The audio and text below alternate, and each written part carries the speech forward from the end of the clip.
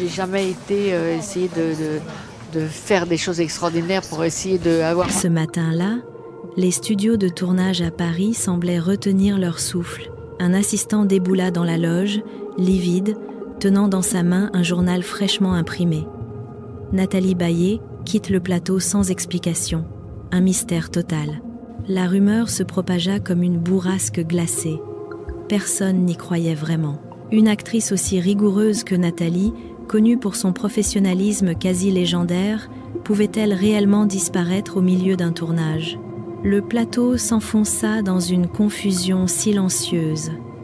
Le réalisateur ordonna l'arrêt immédiat des caméras. Certains murmuraient qu'elle traversait une crise personnelle, d'autres évoquaient un problème de santé, et quelques voix soupçonnaient même un conflit interne soigneusement dissimulé.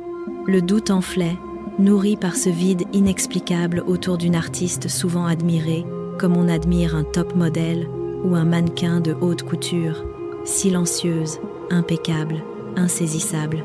Puis, soudain, la porte au bout du couloir s'ouvrit. Nathalie apparut. Elle ne prononça pas un mot. Son pas était calme, sa silhouette droite, mais ses yeux portaient autre chose. Une ombre, un secret, une fragilité que personne n'avait jamais vue chez elle. Personne n'osa l'interroger. Pourtant, tous comprirent ce matin-là. Quelque chose venait de se briser ou de commencer.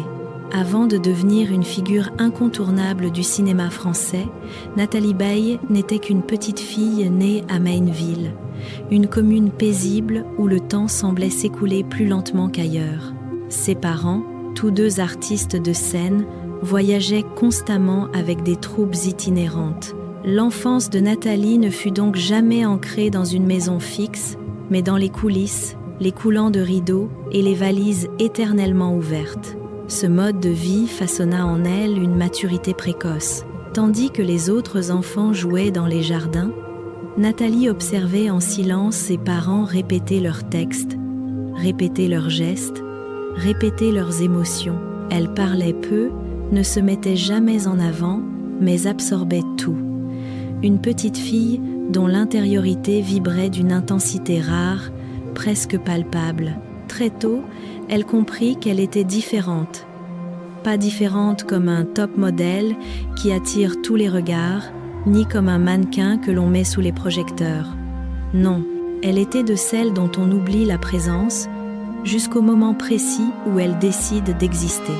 Dans cette discrétion, Nathalie nourrissait une énergie intérieure qui, des années plus tard, deviendrait la signature de son jeu. Un regard qui raconte plus qu'un long monologue, un silence capable de contenir 1000 émotions. Les déplacements constants de sa famille l'ont façonnée en observatrice du monde. Une observatrice douce, mais lucide. Ce n'était pas de la distance, mais une façon singulière de ressentir tout plus fort, tout plus vrai, tout plus humain. L'opportunité se présenta à Nathalie au moment où elle s'y attendait le moins. À 10 à 7 ans, accompagnant sa mère à un cours de danse, elle fut remarquée par une professeure qui s'arrêta net devant sa posture immobile, mais parfaitement tenue. Elle lui dit simplement « Tu as une manière rare d'exprimer les émotions avec ton corps ». Cette phrase, en apparence anodine, bouleversa Nathalie. Elle n'avait jamais pensé posséder un talent particulier. Pourtant, ces quelques mots la poussèrent à prendre une décision audacieuse. Intégrer l'école de danse de Monaco, puis le conservatoire de Paris, berceau de tant de grandes figures artistiques. Bien sûr, sa famille tenta de la dissuader. Il craignait qu'elle ne soit trop fragile pour supporter la pression d'un milieu exigeant, bien plus rude que celui d'un top modèle ou d'un mannequin confronté aux castings incessants. Mais pour la première fois de sa vie, Nathalie savait exactement ce qu'elle voulait. Elle fit sa valise en silence et prit le train pour Paris, portée uniquement par une intuition profonde. L'art serait sa manière de respirer. Les débuts furent éprouvants. Un logement minuscule, des heures d'entraînement interminables, une compétition féroce où beaucoup abandonnaient.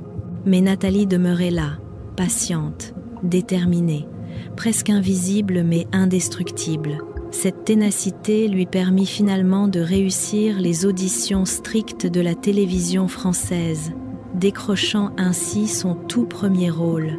Si cette histoire vous touche et que vous souhaitez poursuivre ce voyage à nos côtés, laissez un commentaire sous la vidéo, votre ressenti compte vraiment.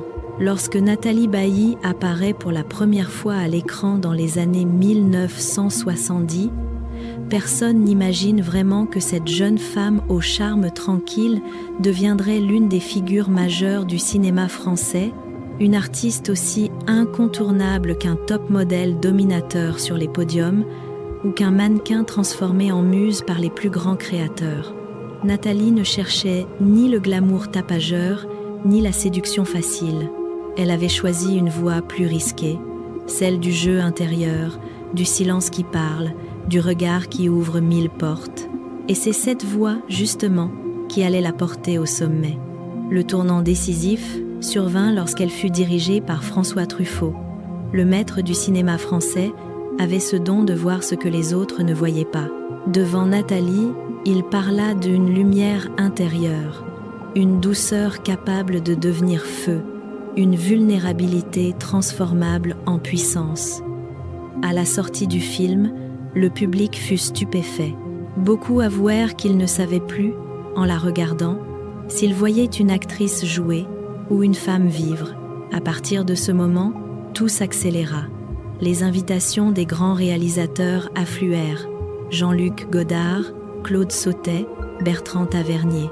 Avec chacun d'eux, Nathalie dévoila une nouvelle facette d'elle-même. Son jeu ne ressemblait à aucun autre, discret mais incisif, calme mais traversé d'ondes profondes. Elle ne remplissait pas un cadre, elle l'habitait. Elle ne disait pas un texte, elle le respirait. Il y eut ces instants quasi mythiques, gravés dans la mémoire de toute une génération de cinéphiles, comme cette montée des marches à Cannes. Nathalie vêtue d'une robe en satin rose pâle, presque sans maquillage, laissant à son visage la vérité du temps. Une apparition si pure que les photographes en restèrent figés. À cet instant précis, elle n'était plus seulement actrice. Elle était une icône, à la manière des top modèles qui marquent une décennie sans prononcer un mot. Ou encore ce moment sur le tournage de Une semaine de vacances, lorsque Claude Sautet lui demanda simplement de baisser les yeux, puis de les relever. Un geste minuscule. Mais dans ce geste, Nathalie fit exister la fatigue, la peur, le doute et l'espoir. Le silence qui suivit fut si dense que toute l'équipe en eut la chair de poule. Puis arriva la balance. Ce film transforma sa carrière. Nathalie y brisait son image de femme douce pour incarner un rôle rude, complexe, intensément humain. Elle y fut magistrale, la critique unanime, le public bouleversé. Elle reçut le César de la meilleure actrice, une consécration absolue qui la plaça parmi les légendes vivantes du cinéma. Ce rayonnement dépassa l'écran. Le monde de la mode, attentif à la manière dont les âmes authentiques se reflètent sur les tissus, trouva en Nathalie une figure rare, une élégance naturelle, jamais forcée. Dior parla de sobriété lumineuse, Chanel évoqua une beauté intemporelle. Elle n'était pas un mannequin classique, encore moins un top modèle de podium. Et pourtant, les maisons voyaient en elle ce que peu possèdent, la grâce de rester soi-même dans un monde qui exige toujours davantage. Malgré autant de succès, Nathalie garda une distance presque sacrée avec le bruit médiatique. Elle refusait l'exposition gratuite, se dérobait au scandale, ne participait jamais à la chasse à la visibilité. Sa force n'était pas dans les mots, mais dans la présence. Une présence rare, une présence qui s'impose sans s'annoncer. Si son parcours vous inspire et que vous souhaitez découvrir la suite de son histoire, n'hésitez pas à laisser un commentaire ou à soutenir la chaîne. Votre interaction nous permet de continuer à explorer ensemble les destins fascinants des grandes icônes françaises. À une époque où de nombreuses actrices cherchaient la lumière par le scandale, les déclarations tapageuses ou les apparitions spectaculaires, Nathalie Bailly choisissait systématiquement le chemin inverse. C'est précisément cette manière d'aller à contre-courant qui fit d'elle une figure à part, aussi singulière dans son univers que peut l'être un top modèle refusant de se plier aux tendances ou un mannequin conservant son identité malgré la pression. Nathalie devint célèbre pour sa capacité à dire non, non aux rôles faciles, non aux propositions qui brillaient en surface mais manquaient de substance. Un jour, face à un réalisateur qui lui proposait un film purement commercial, elle répondit calmement « Je ne vis pas de célébrité, je vis de vérité ». Cette phrase résume toute sa philosophie. Elle fut également l'une des rares actrices de sa génération à assumer son image naturelle, sans artifice, sans quête désespérée de jeunesse éternelle. À une époque où beaucoup s'efforçaient de paraître plus jeune, plus lisse, plus conforme, Nathalie choisissait la transparence. Chaque ride, chaque nuance de son visage devenait un fragment d'histoire à raconter. Son professionnalisme contribua aussi à bâtir sa légende.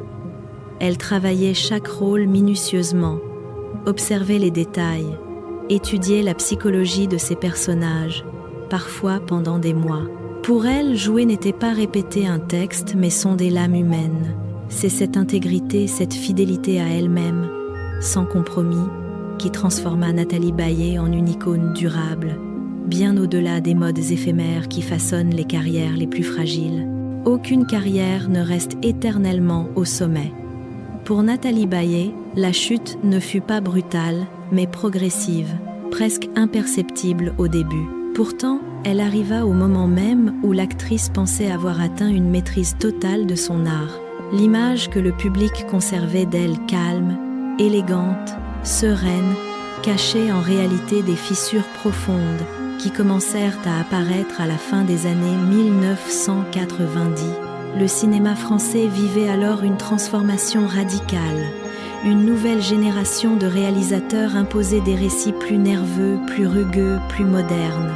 Certains producteurs murmuraient que Nathalie était trop classique, trop subtile, trop douce pour cette nouvelle vague. Peu à peu, des rôles importants lui échappèrent. Des projets prometteurs furent repoussés, parfois annulés sans explication. Nathalie n'en disait rien, mais ses proches comprirent que ce silence cachait un véritable chagrin. À cela s'ajoutait sa vie personnelle, devenue plus lourde à porter. Être mère célibataire dans un milieu aussi exigeant relevait du défi permanent. Sa fille, Laura Smet, commençait à attirer l'attention, et la presse se lança alors dans un jeu cruel. Opposer la mère à la fille, inventer des rivalités, déformer leurs relations. On parlait d'une compétition invisible, comme si les deux femmes vivaient côte à côte, chacune dans l'ombre de l'autre. Nathalie refusa que Laura devienne la cible d'une curiosité malsaine. Elle choisit alors de se retirer, de réduire ses apparitions, de devenir presque invisible à l'image d'un top modèle ou d'un mannequin qui disparaît soudainement des podiums pour se protéger. Mais cette absence nourrit les rumeurs. Certains tabloïds écrivirent qu'elle était en dépression, d'autres qu'elle souffrait d'une maladie grave. Rien n'était confirmé, tout était amplifié. Le public se divisait entre compassion et indifférence. Le silence de Nathalie, devenu une armure, se retournait peu à peu contre elle. Puis survint l'épisode le plus inquiétant. Nathalie fut hospitalisée pour une pneumonie sévère. Les médias, comme des rapaces tournoyant au-dessus d'un secret, se jetèrent sur la nouvelle.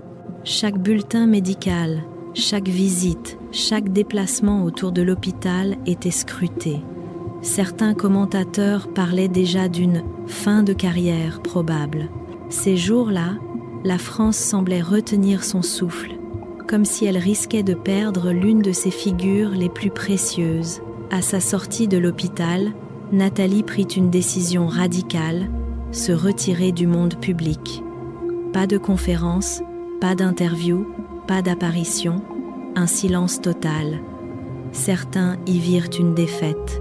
D'autres comprirent que l'actrice avait besoin de reconstruire son souffle, son équilibre, sa force. Mais l'image qui marqua le plus les esprits fut une photo volée par un paparazzi.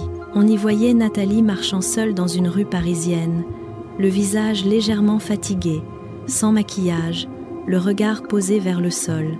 Une image d'une simplicité déconcertante, mais bouleversante.